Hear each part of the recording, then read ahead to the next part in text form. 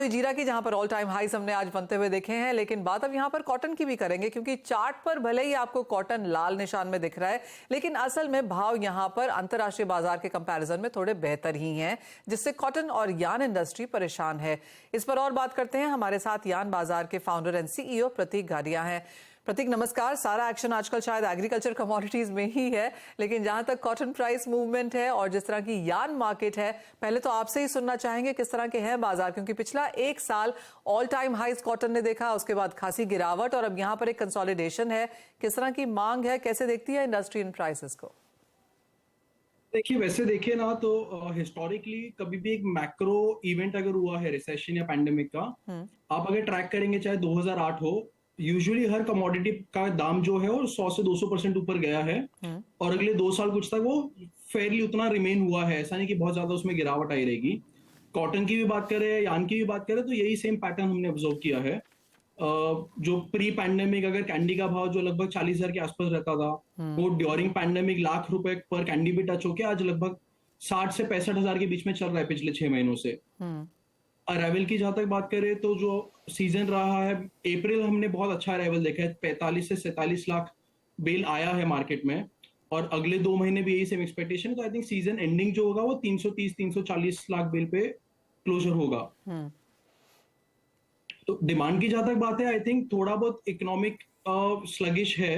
But अगर आप British economy देखेंगे या यूरोपियन इकोनॉमी देखेंगे कंपेरेटिव अमेरिकन इकोनॉमी, अच्छी डिमांड आ रही है। उनका ओवरऑल आप देखोगे लास्ट कैलेंडर ईयर जो क्लोज हुआ है, वो लगभग 15 से 18% उन लोग ने इंपोर्ट ज्यादा ही किया है compare to the previous calendar year. Clearly.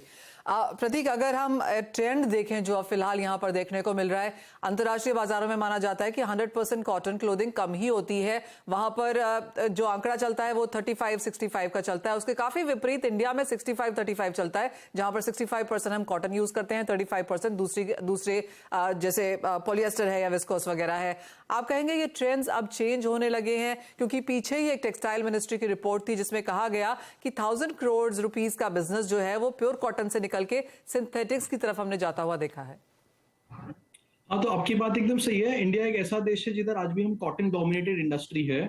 65 से 75% हमारा कॉटन का ही कंजम्पशन ज्यादा है। तो इंडिया में 6.7 मिलियन जो फाइबर कंज्यूम होता है, उसमें से 5 मिलियन तो खाली कॉटन का कंजम्पशन है। बट धीरे धीरे पैटर्न चेंज हो रहा है। इंडिया भी धीरे धीरे ग्लोबल इकोनॉमी और ग्लोबल ट्रेड में ओपन अप हो रहा है, and globally non cotton products का एप्लीकेशन ज्यादा है। आप फैशन सेगमेंट देखेंगे, होम फर्निशिंग देखेंगे, अभी इसमें पॉलिस्टर फिलामेंट और पॉलिस्टर स्पंज, स्पेशली फिलामेंट्स में बहुत ज्यादा इंक्रीज आ रहा है। इंडिया में भी धीरे धीरे वो चेंज आ रहा है।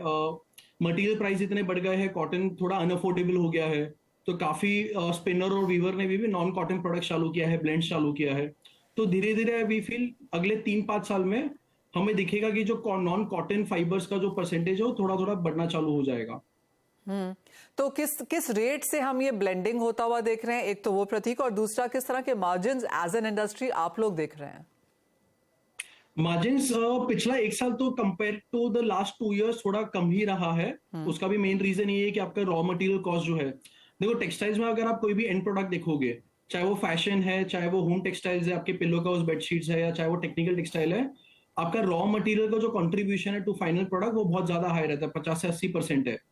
तो अगर आपका रॉ मटेरियल कॉस्ट बहुत ज्यादा बढ़ रहा है, तो ऑब्वियसली उसका इंपैक्ट आता है आपके प्रॉफिटेबिलिटी पे, राइट। बट जहां तक चेंज की बात है, धीरे धीरे काफी मिले अभी जो एक्सपेंशन ला रही है, गवर्नमेंट पॉलिसीज जो आ रही है, वो नॉन कॉटन या पॉलिस्टर में ज्यादा आ रहे हैं।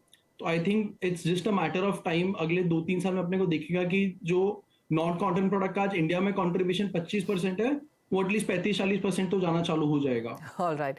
प्रतीक, एक फाइनल सवाल आपसे है, किस तरह से इंटरनेशनल मार्केट्स हैं? अभी हमने कॉटन एक्सपोर्ट्स के नंबर्स तो ऑन द वीकर साइड देखे ही हैं, यार्न इन सब के बीच में कहां खड़ा है? इंडिया में कैसा है ना, ओवरऑल अगर आप कॉटन की बात करो, तो चाहे वो कपड़े के तौर पर हो या वो एपरल के तौर पर हो, लगभग 70-80% कॉटन इन सम और दी अदर शेप एक्सपोर्ट ही होता है। ओवरऑल डोमेस्टिक डिमांड डेफिनेटली थोड़ी वीक है, but looking at again macro factors, China +1 है, बांग्लादेश जो ग्रेजुएट होने वाला एलडीसी स्टेटस है 2026 में, ओवरऑल इंडियन टेक्सटाइल इकोनॉमी की अगर बात करें तो we are very well placed. Next I think 12 to 24 months में हमें देखेगा कि हमारा कंट्रीब्यूशन टू ग्लोबल ट्रेड काफी बढ़ने वाला है।